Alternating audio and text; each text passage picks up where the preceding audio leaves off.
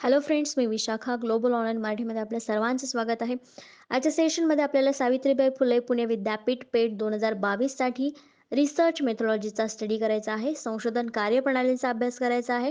तो अभ्यास आपण MCQs थ्रू करतो आहोत. MCQ प्रॅक्टिस करता करता आपल्या टर्म्स ज्या आहेत त्या आपण समजून घेत आहोत, ज्या या एक्झाममध्ये आपल्याला खूप उपयुक्त ठरणार आहेत. एक्झाम क्रॅक करण्यासाठी खूप उपयुक्त ठरणार आहे.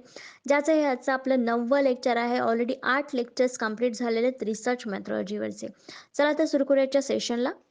सेशन स्टार्ट करण्यापूर्वी एक इम्पॉर्टंट सूचना आहे किंवा संधी आहे त्या स्टुडंटसाठी जे स्टुडंट्स खरंच ही एक्झाम सावित्रीबाई फुले पुणे विद्यापीठ पेठ 2022 क्लिअर करू इच्छित आहेत. त्यांच्यासाठी आम्ही एक स्पेशल संधी घेऊन आलो आहोत, ती म्हणजे रिसर्च मेथॉलॉजीवरचा फुल सिलेबस कोर्स आम्ही घेऊन आलो आहोत.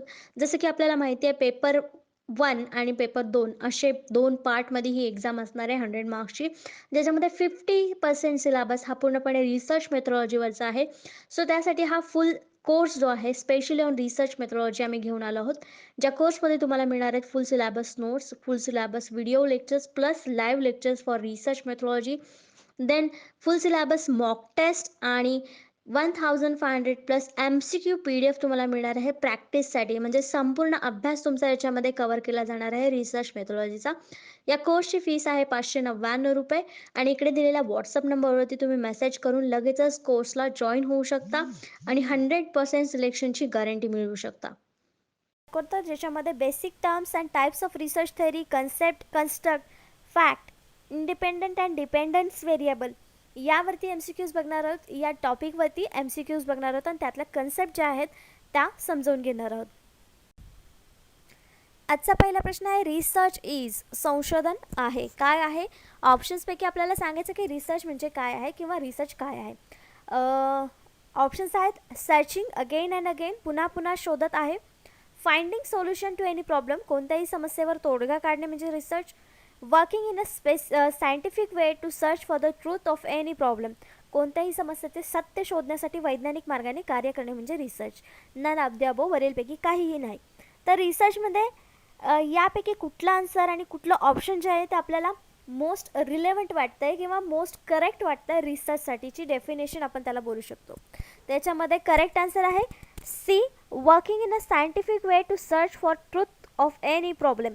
म्हणजे संशोधन म्हणजे काय, थोडक्यात त्यांनी ऑप्शनमध्ये सांगितलेलं आहे, सीमध्ये सांगितलेलं आहे शोध घेणं बरोबर आहे, समस्येवर तोडगा काढणं बरोबर आहे, पण तीन नंबरच्या आपल्याला ऑप्शनमध्ये त्यांनी सायंटिफिक, सर्च फॉर ट्रूथ आणि प्रॉब्लेमसाठीचा सर्च, हे 3 गोष्टी आपल्याला ह्या सी ऑप्शनमध्ये दिसत आहेत. म्हणून आपलं करेक्ट आन्सर जे आहे तिथे सी आलेलं आहे. Research is working in a scientific way to search for truth of any problem.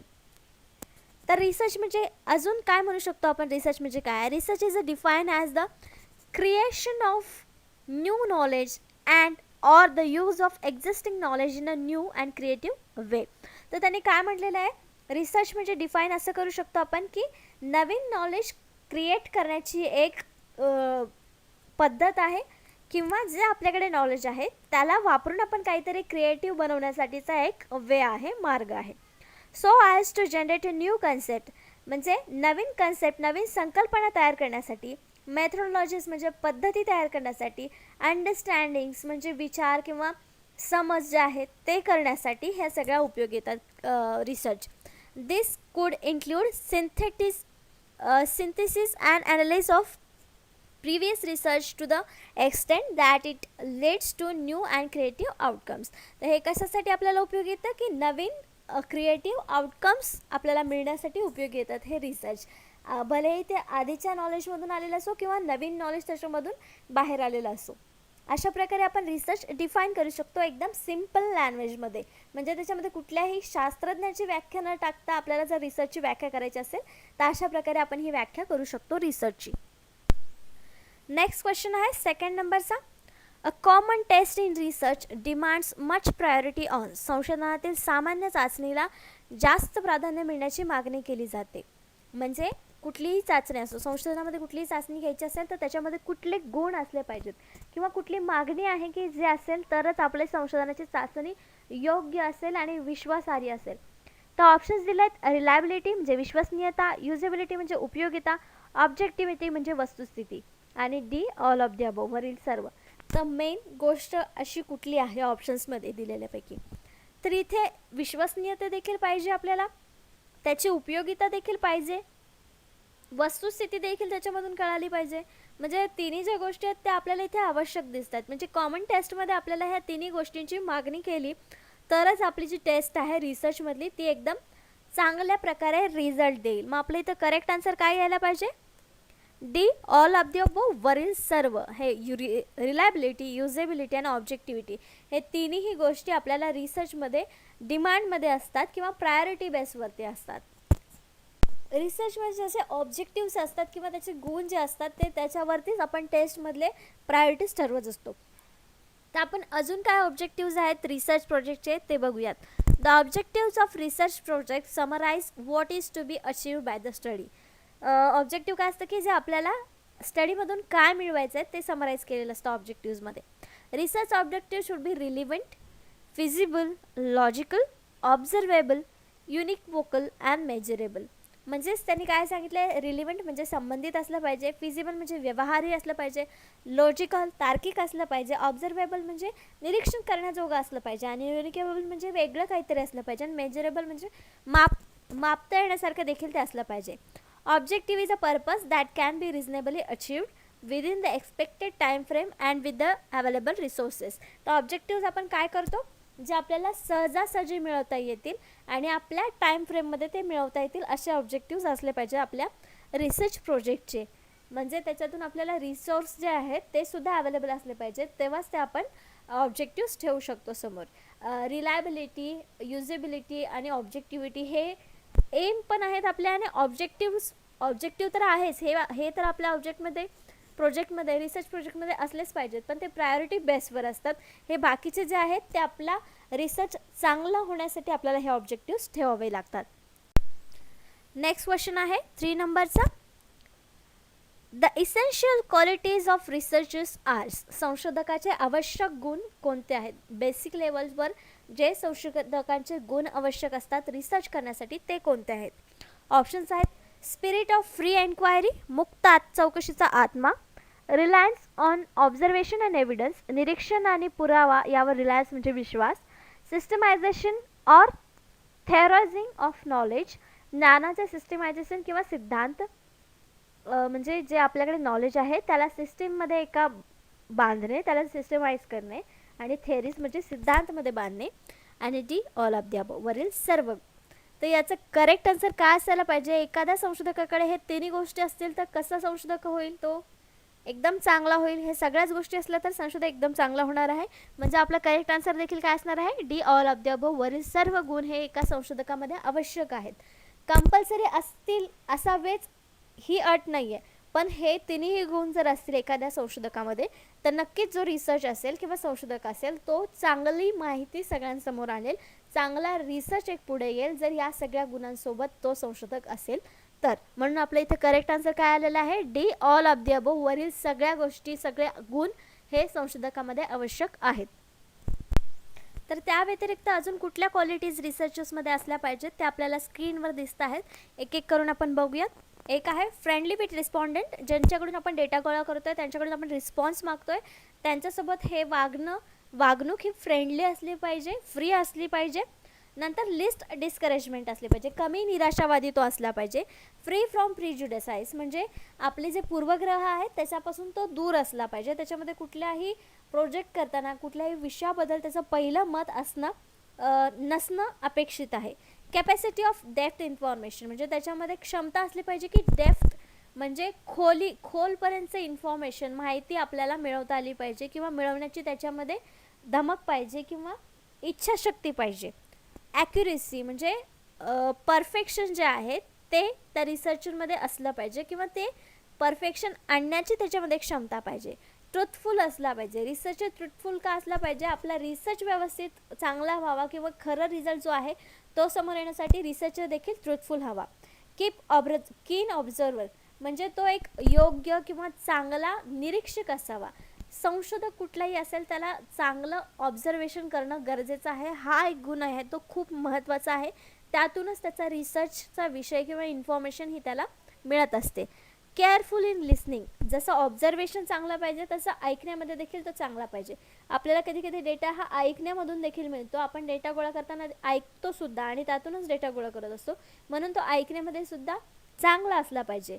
Low dependency and common sense, म्हणजे कॉमन सेन्स इथं जास्त नाही वापरता आलं पाहिजे किंवा त्याच्यावरती डिपेंडन्स जास्त असलं नाही पाहिजे. लॉजिक लावून तिथे चालणार नाही की अंदाज बांधून तिथे चालणार नाही आहे.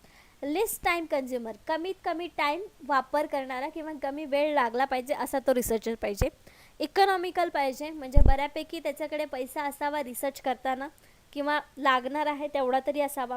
Low care of disapproval of society, म्हणजे सोसायटीने जरी रिजेक्ट केलेल्या काही गोष्टी असतील तर त्याच्याबद्दल केअर न करणारा तो असावा.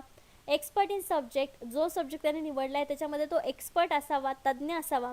फ्री फ्रॉम हॅस्टी स्टेटमेंट्स, कुठलेही हॅस्टी स्टेटमेंट त्याने करू नयेत असा रिसर्चर हवा. गुड इन कन्व्हर्सेशन, म्हणजे लोकांमध्ये संवाद साधताना त्याने कन्व्हर्सेशन चांगल्या प्रकारे केलं पाहिजे, संभाषण चांगलं केलं पाहिजे, त्याच्यामध्ये तो चांगला असला पाहिजे. हॅविंग क्लिअर टर्मिनॉलॉजी, म्हणजे त्याला काय करायचं आहे त्याची टर्मिनॉलॉजी काय आहे ही क्लिअर असली पाहिजे, त्याला ते माहिती असलं पाहिजे. ट्रेन इन रिसर्च टूल, त्याला सगळे रिसर्च टूल माहिती पाहिजेत, कुठला टूल कुठे यूज करायचा आहे, त्याच्या रिसर्चमध्ये त्याच्या विषयामध्ये त्याला कुठलं टूल यूज करायचं आहे हे त्याला समजलं पाहिजे. Dress and behaviour same to the area, area जो निवडलेला आहे त्याच्याबद्दल त्याप्रमाणे त्याची वागणूक आणि ड्रेस असला तर तो तिथली माहिती चांगल्या प्रकारे जमा करू शकतो. मोर ॲनालिटिकल असावा, जी काय माहिती मिळवलेली त्याचं विश्लेषण त्याला चांगल्या प्रकारे करता आलं पाहिजे, तो एक चांगला विश्लेषक असावा. इक्वॅलिटी अँड जस्टिस, दोन्हीमध्ये न्याय आणि समानता करणारा असावा, म्हणजे त्याच्यात कुठलाही पक्षपात होणार नाही एखाद्या रिसर्चमध्ये. तर हे सगळे गुण आहेत ते चांगली क्वालिटी, म्हणजे एखाद्या रिसर्चची संशोधकाचे चांगले क्वालिटी चांगले गुण दर्शवतो. अशा प्रकारे आपण ते एक्सप्लेन करू शकतो. एवढं सगळे आपल्या लक्षात राहणार नाहीत, पण ज्या काही चांगल्या गोष्टी आवश्यक आहेत त्या आपण तिथे एक्सप्लेन करू शकतो. नेक्स्ट क्वेश्चन आहे 4th नंबरचा. In the process of conducting research formulation of hypothesis is followed bye.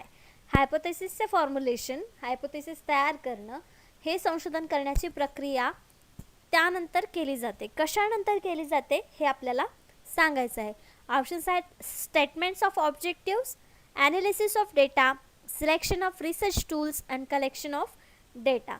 तर हायपोथेसिस आपल्याला सुरुवातीला मांडावे लागतात, पण ते कशाच्या नंतर केले जातात तर जेव्हा आपण सिलेक्शन डेटा गोळा करायचे टूल्स जेव्हा निवडतो त्याच्यानंतर आपल्याला हायपोथेसिस फॉर्म्युलेट करावे लागतात.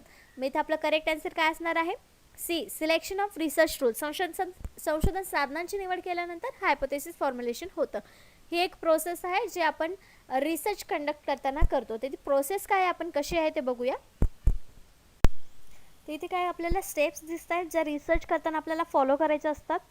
तर पहिली स्टेप आहे चूज अ टॉपिक. सगळ्यात पहिले आपल्याला टॉपिक चॉईस करायचा असतो, कुठला टॉपिक घ्यायचा आहे आणि त्याच्यावरती डीप स्टडी करून मग बाकीचं गोष्टी करायच्या असतात किंवा बाकीच्या स्टेप्स फॉलो करायच्या असतात.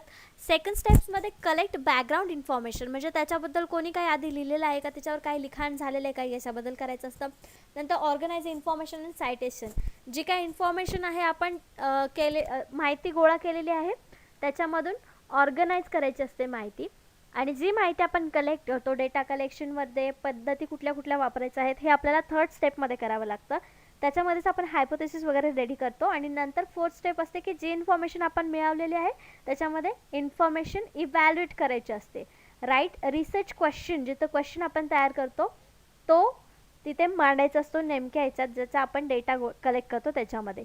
त्याच्यानंतर मग ड्राफ्ट तयार होतो. या सगळ्या स्टेप्स केल्यानंतर आपण एक ड्राफ्ट तयार होतो, म्हणजे रफ जे आपण काम करतो त्याच्यावरती ते एक ड्राफ्ट तयार होतो. आणि ड्राफ्ट नंतर मग 6व्या स्टेपमध्ये त्याच्यामध्ये अजून काय करेक्शन्स आहेत, एडिटिंग आहे, रिवाईज करायचं आहे ते 6व्या स्टेपमध्ये. आणि 7व्या स्टेपमध्ये मग फायनल राईट असतं, फायनल ड्राफ्ट होतो. आणि सायटेड रेफरन्स, जे रेफरन्स आपण वापरलेले आहेत स्टडीसाठी आपल्या रिसर्चसाठी ते 7th स्टेपमध्ये येतात. अशा 7 स्टेप आहेत ज्याच्यामध्ये आपण रिसर्च कंप्लीट करत असतो प्रोजेक्टमध्ये. ही एक प्रोसेस आहे, त्या प्रोसेसनुसारच आपल्याला कंप्लीट रिसर्च करायचा असतो, तरच तो रिसर्च जो आहे तो व्हॅलिड असतो. नेक्स्ट 5th नंबरचा क्वेश्चन आहे. Next, a research paper is a brief report of research work based on. Research पेपरवर आधारित संशोधन कार्याचा एक संक्षिप्त अहवाल आहे, तो कशावर अवलंबून असतो किंवा कशावर रेडी केला जातो. ऑप्शन्स आहेत प्रायमरी डेटा ओनली, केवळ प्राथमिक डेटा, सेकंडरी डेटा ओनली, केवळ दुय्यम data, both primary and secondary data, प्राथमिक आणि माध्यमिक दोन्ही data, none of the above, वरीलपैकी काहीही नाही. त्याच्यामध्ये जास्त रिलेव्हंट आणि जास्त परफेक्ट जे आन्सर आहे ते आहे C, both primary and secondary. आपण जो रिसर्च तयार करतो त्याच्यामध्ये कोणतेही डेटा वापरू शकतो, फक्त प्रायमरी किंवा फक्त सेकंडरी वापरू शकत नाही. दोन्ही प्रकारचा डेटा आपण त्याच्यामध्ये इन्क्लूड करू शकतो आपल्याला चांगल्या प्रकारचा रिसर्च घ्यायचा असेल तर. मग इथे करेक्ट आन्सर आपलं सी असणार आहे, फक्त प्रायमरी किंवा फक्त सेकंडरी नसणार आहे आणि त्यामुळे नन ऑफ द अबोव सुद्धा नसणार आहे. सी आपलं परफेक्ट आन्सर आहे, करेक्ट आन्सर आहे. तर डेटा प्रायमरी डेटा आणि सेकंडरी डेटा काय आहे तो आपण बघूया. Primary data is a type of data that is collected by researcher directly from the main source, while secondary data is the data that has already been collected through primary source and made readily available for researchers to use their own research. तर primary data म्हणजे ज्याच्यामधून स्वतः researcher माहिती गोळा करतोय main सोर्समधून, आणि secondary data जो already एखाद्या प्रायमरी डेटामधून गोळा करून रेडी केलेला आहे. जसं की लायब्ररीमध्ये जे बुक्स असतात ते वापरून जेव्हा आपण ते रिसर्च करतो तेव्हा तो सेकंडरी डेटा असतो, आणि इंटरव्ह्यू क्वेश्चनायर वापरून जेव्हा आपण डेटा गोळा करतो तो प्रायमरी डेटा असतो, कारण त्याच्यामध्ये आपण स्वतः डेटा गोळा करत असतो. तर हे दोन टाईप्स आहे, प्रायमरी आणि सेकंडरी डेटा. मग हे दोन्ही वापरून आपण एक चांगला रिसर्च तयार करू शकतो. म्हणून आपलं करेक्ट आन्सर आलं होतं की कुठलंही ब्रीफ करताना किंवा वर्क रिपोर्ट तयार करताना, संशोधनाचा रिपोर्ट तयार करताना आपण दोन्ही प्रकारच्या डेटाचा वापर तिथे करू शकतो. तर दोन्हीमध्ये इथे फरक आपल्याला दिला ते बघूया. Primary data is a kind of data that is collected directly from the data source. जसं आपण म्हटलं की प्रायमरी डेटा हा डायरेक्टली डेटा सोर्समधून माहिती गोळा करत असतो. Primary data is any original information that you collect from the purpose of answering your research question. जो तुमचा क्वेश्चन आहे रिसर्चचा त्याला डायरेक्टली आन्सर करणारा हा डेटा असतो, जो प्रायमरी डेटा असतो तो. तर तेच सेकंडरी डेटा काय आहे. Secondary data is the data that is collected through primary source and made available for researchers to use their own research. तर सेकंडरी डेटा असा आहे जो प्रायमरी डेटामधून आधी गोळा केलेला असतो आणि नंतर दुसऱ्या रिसर्चर्सला तो उपयोगी यावा त्यांच्या रिसर्चसाठी, अशा प्रकारचा तो डेटा गोळा केलेला असतो. मग तो सेकंडरी डेटा येतो. Secondary data is information that has been collected by other researchers and you are using it.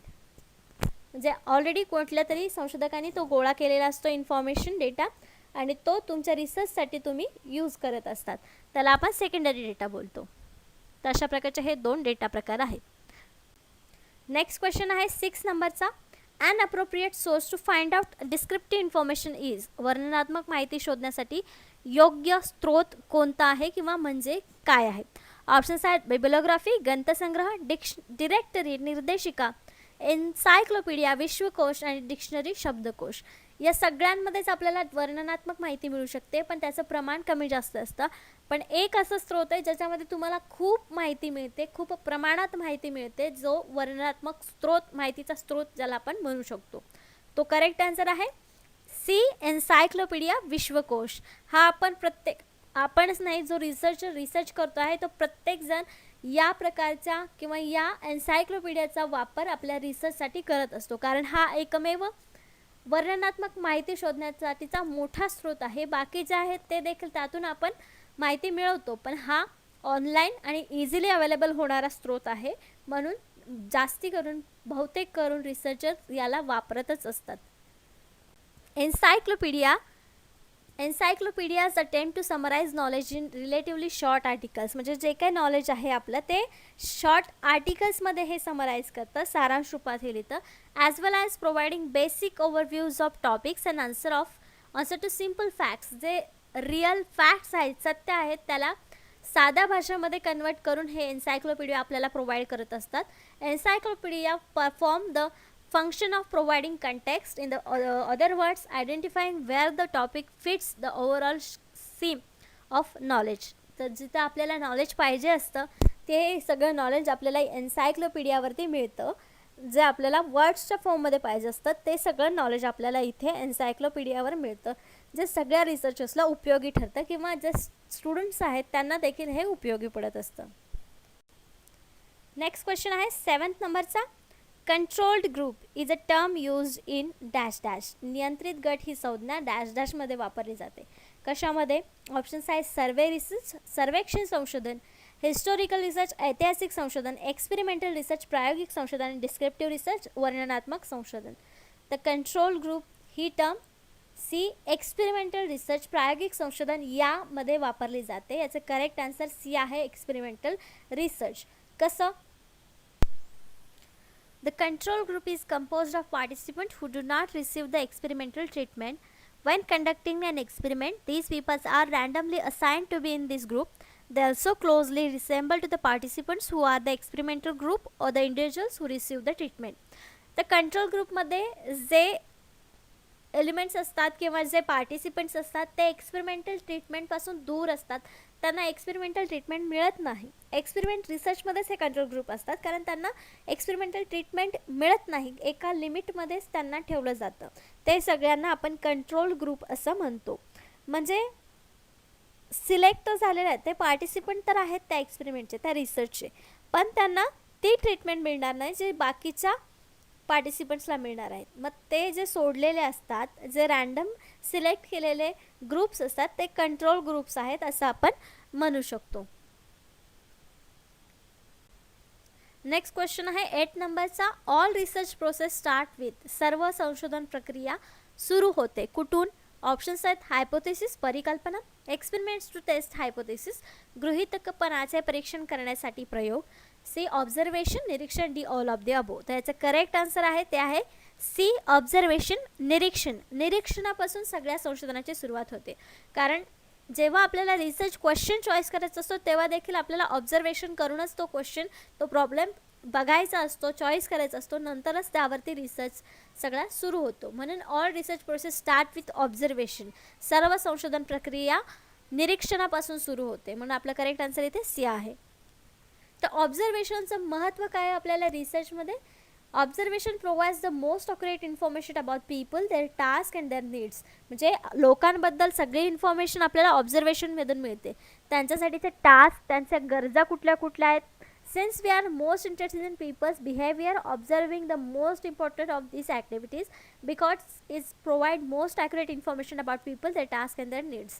तेच सांगितलेलं आहे की काय आहे आपल्याला ऑब्झर्वेशनमध्ये काय मिळतं. जर आपल्याला पीपलच्या वागण्यावरती रिसर्च करायचा आहे, त्याच्यामध्ये आपल्याला इंटरेस्ट आहे, तो आपला विषय आहे, तर त्यांना ऑब्झर्व करणं हे सगळ्यात महत्त्वाचं आहे. कारण त्याच्यामध्येच आपल्याला जास्त व्हॅलिड आणि भरपूर ॲक्युरेट माहिती त्यातूनच मिळते ऑब्झर्वेशनमधून.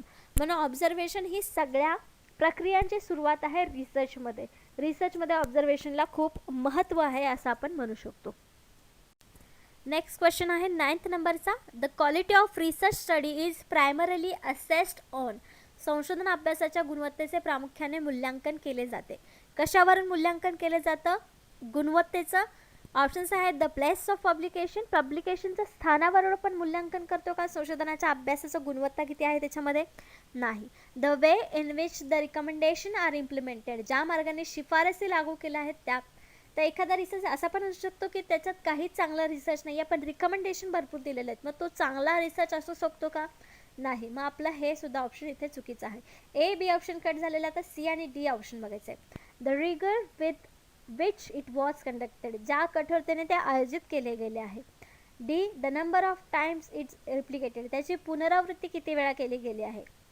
तर डी आणि सी मध्ये देखील डी ऑप्शन आपल्याला इथे बरोबर वाटणार नाही, कारण पुनरावृत्ती कितीही वेळेस होऊ शकते. भले त्याचा कंटेंट किती चांगला असो नसो, विषय सोपा असला तरी त्याची पुनरावृत्ती होऊ शकते, पण त्याच्यामध्ये तेवढा चांगला अभ्यास आहे किंवा गुणवत्ता त्याच्यामध्ये चांगली आहे हे त्याचं मूल्यांकन तिथे होऊ शकत नाही. मग आपलं करेक्ट ऑप्शन इथे काय असणार आहे? C the rigour with which it was conducted. ज्या कठोरतेने हे आयोजित केले गेलेले, म्हणजे त्याच्यामध्ये कुठले कुठले कष्ट घेतलेत, कुठल्या पद्धती वापरल्यात, हे जेव्हा मूल्यांकन होईल तेव्हा त्याचं गुणवत्ता लक्षात येईल. म्हणजे संशोधन अभ्यासाच्या गुणवत्तेचे प्रामुख मूल्यांकन कशावर केलं पाहिजे? त्याची जी कठोरता आहे, the rigour with which it is conducted. ज्या कठोरतेने हे तयार केलं गेलं आहे त्याच्यावरून त्याचं मूल्यांकन केलं गेलं पाहिजे. म्हणून आपलं करेक्ट आन्सर इथं सी आहे. Quality research most commonly denotes the scientific process including all aspects of study design. तर क्वालिटी रिसर्चमध्ये काय महत्त्वाचं असतं? सायंटिफिक प्रोसेस, वैज्ञानिक स्टेप्स असते, प्रोसेस असते, प्रक्रिया असते, ती त्याच्यामध्ये असली पाहिजे आपल्या अभ्यासाच्या रचनेमध्ये त्याला इन्क्लूड केले गेलेलं पाहिजे, तेव्हा ते एक क्वालिटी रिसर्च होईल. In particular it relates to the judgement regarding the match between the methods and question. जे क्वेश्चन्स आणि पद्धती आपण वापरणार आहोत ते सुद्धा त्याच्यामध्ये व्यवस्थित फिट करता आलं पाहिजे, त्याचं जजमेंट आपल्याला असलं पाहिजे. Selection of subject, measurement of outcome and protection against systemic bias, non systemic bias. तर हे सगळ्या ज्या गोष्टी आहेत की पक्षपातीपणा, अपक्षपातीपणा, मोजमाप, जे आपल्या आउटकम्स येणार आहेत, निष्कर्ष येणार आहेत, त्याचं मोजमापामध्ये मांडणी करणं किंवा टॉपिक, विषयाची निवड करणं, हे सगळे महत्त्वाचे विषय आहेत. त्यावरून आपल्या रिसर्चची क्वालिटी कळते किंवा क्वालिटी मेंटेन राहण्यासाठी हे सगळं आपल्याला व्यवस्थित करणं गरजेचं असतं, तेव्हाच तो एक क्वालिटी रिसर्च पब्लिश होतो किंवा समोर येतो. नेक्स्ट क्वेश्चन आहे 10th नंबरचा. Research methodology refers to. Research मेथॉडॉलॉजीचा संदर्भ काय आहे? रिसर्च मेथॉडॉलॉजी म्हणजे आपण जो विषय आत्तापर्यंत अभ्यासतोय तो संशोधन कार्यपद्धती, त्याचा संदर्भ काय आहे? ऑप्शन्स आहेत the sampling techniques, the tools that researcher use, the chain of association between research question and the research design, qualitative methods, गुणात्मक पद्धती. रिसर्च मेथॉडॉलॉजीमध्ये सगळ्याच गोष्टी आल्या पाहिजेत. मग त्याच्यामध्ये सॅम्पलिंग आलं पाहिजे, टूल्स आले पाहिजेत, क्वालिटेटिव्ह मेथड्स आल्या पाहिजेत. मग ह्या तिन्ही ऑप्शन्स असलेला एखादा ऑप्शन्स आपल्याला इथे दिलेलं नाही आहे. मग ह्या तिन्ही पण एकाच गोष्टीमध्ये, एकाच ऑप्शनमध्ये इन्क्लुडेड आपल्याला दिसत आहेत की the chain of association between research question and the research design. संशोधन प्रश्न आणि संशोधन रचना यांच्यातली एक साखळी म्हणजे रिसर्च मेथॉडॉलॉजी. ही डेफिनेशन आपण इथे करू शकतो रिसर्च मेथॉडॉलॉजीची. म्हणून आपलं करेक्ट आन्सर इथे काय आहे? सी. बाकीचे तिन्ही ऑप्शन देखील तर रिसर्च मेथॉडॉलॉजीमध्ये इन्क्लुडेड आहेत, पण योग्य डेफिनेशन, रेफर्स टू, संदर्भ हा आपण सी ऑप्शननीच देऊ शकतो. म्हणजे इथे करेक्ट ऑप्शन सी आहे. Research methodology is specific procedure और technique use to identify, select, process and analyse information about the topic. तर रिसर्च मेथॉडॉलॉजी काय करते? आपल्याला एखाद्या टॉपिकविषयी चांगली माहिती मिळवण्यासाठी एक प्रोसिजर, प्रक्रिया, टेक्निक्स, तंत्र कुठले यूज करायचे किंवा कुठली प्रोसेस यूज करायची, विश्लेषण कसं करायचं, सिलेक्ट कसं करायचं, या सगळ्याबद्दल रिसर्च मेथॉडॉलॉजी आपल्याला माहिती देत असते. In research paper, the methodology section allows the reader to critically evaluate study overall validity and reliability. तर रिसर्च पेपरमध्ये मेथॉडॉलॉजी जी आहे, म्हणजे रिसर्च मेथॉडॉलॉजी जी आहे ती त्याची वैधता किती आहे, त्याची विश्वासार्हता किती आहे हे मूल्यांकन करण्यासाठी महत्त्व देते किंवा आपल्याला साथ देते. मेथॉडॉलॉजी आपल्याला इथे मूल्यांकन करण्याला साथ देते. तर अशा प्रकारे आजचे आपले 10 प्रश्न, 10 कन्सेप्ट इथेच झालेले आहेत. नेक्स्ट लेक्चरमध्ये पुढच्या टॉपिकवरती आणि या टॉपिकवरती असे दोन्ही मिक्स क्वेश्चन्स आपण MCQs बघणार आहोत, त्याच्यावरच्या कन्सेप्ट बघणार आहोत. आजच्या लेक्चरसाठी धन्यवाद.